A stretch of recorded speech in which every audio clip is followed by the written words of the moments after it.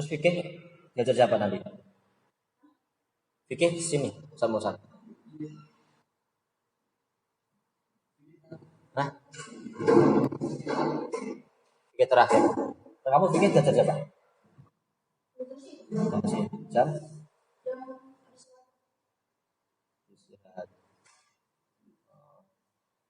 Adri, tutup pintunya Adri. Bismillahirrahmanirrahim. Qala mu'allifu rahimahullahu ta'ala wa nafa'ana wa nafa'akum bi ulumihi fid dharain amin ya rabbal alamin. Babul mubtada'i wa khabari, bab mubtada' khabar. Ada kalau dalam ilmu nahwu ada fi'il sama fa'il, ada mubtada sama khabar. Jadi kalau fi'il pasti butuh fa'il, kalau mubtada pasti butuh khabar. Al-mubtada'u yang dinamakan mubtada. Ayo yang online silahkan langsung dimanain.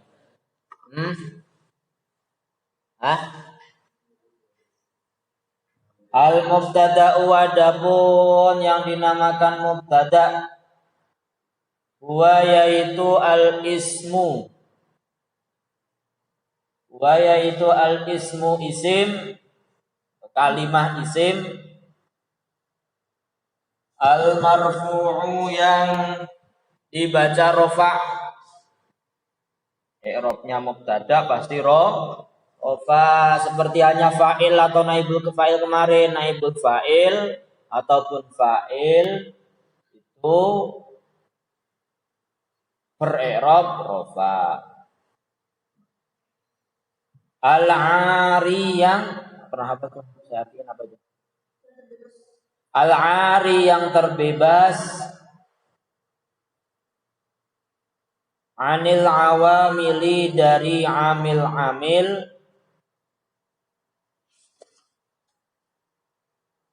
al-lafziyati yang berbentuk lafaz. Al-lafziyati yang berbentuk lafaz. Jadi memang mubtada itu isim yang dibaca rofa tanpa ada penyebab sebelumnya. Kalau kemarin kan fa'il itu dibaca rofa karena adanya fi'il, tapi sekarang mubtada posisinya itu di awal kalimat tapi tiba-tiba dibaca rofa, nggak ada penyebab sebelumnya. Lah itu kalau dalam ilmu nahwu disebut amil-amil maknawi gitu. Ada amil-amil yang kelihatan berbentuk lafaz, ada amil-amil yang tidak kelihatan. Nah, salah satunya amil yang tidak kelihatan itu adalah amil yang masuk pada mubtada. Wal khabaru dan adapun khabar. Wal khabaru dan adapun khabar. Wa yaitu al ismu kalimah isim. Wa yaitu al ismu kalimah isim. Al marfu'u yang dibaca rofa.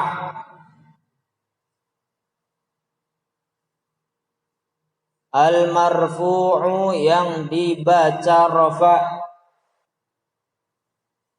Al musnadu yang disandarkan ilaihi kepada mubtada.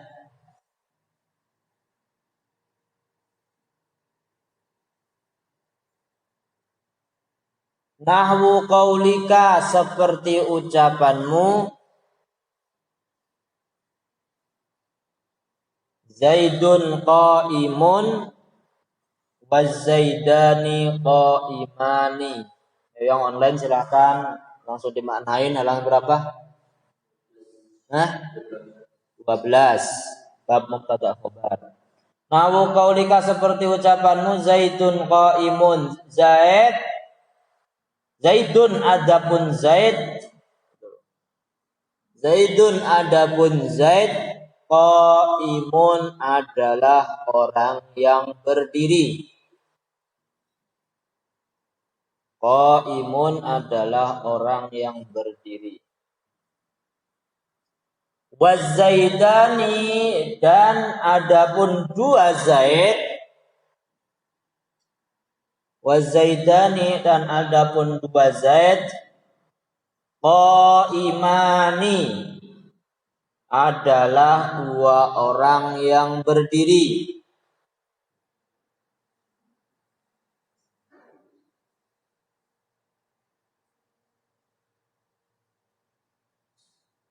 Wazaiduna dan adapun banyak Zaid, Zaidnya enggak terhitung. Qaimuna adalah orang yang berdiri.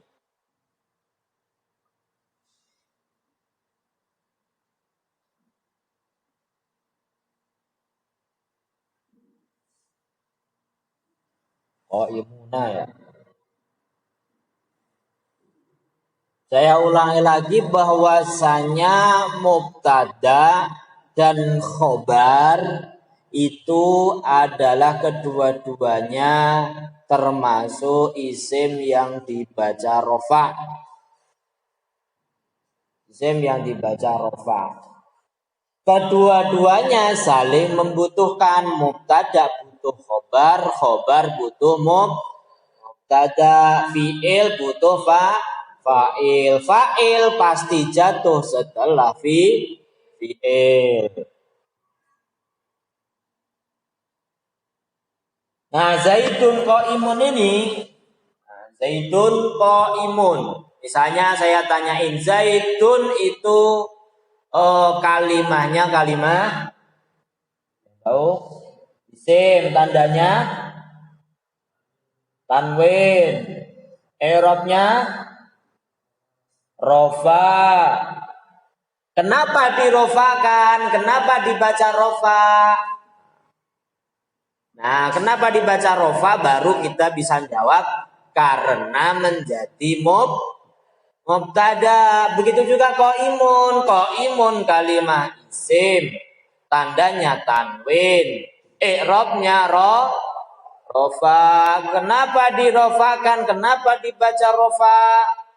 Karena menjadi khobar. Begitu.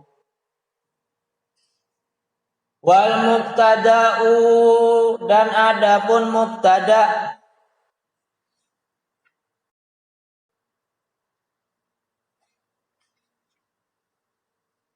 dan mubtada ismani ada dua macam.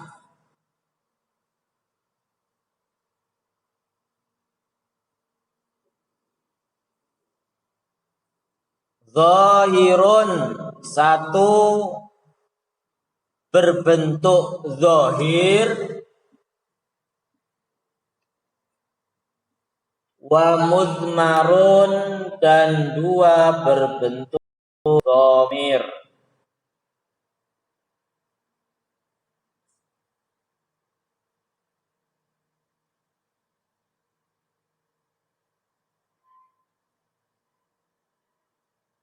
Fadzahiru adapun mubtada zahir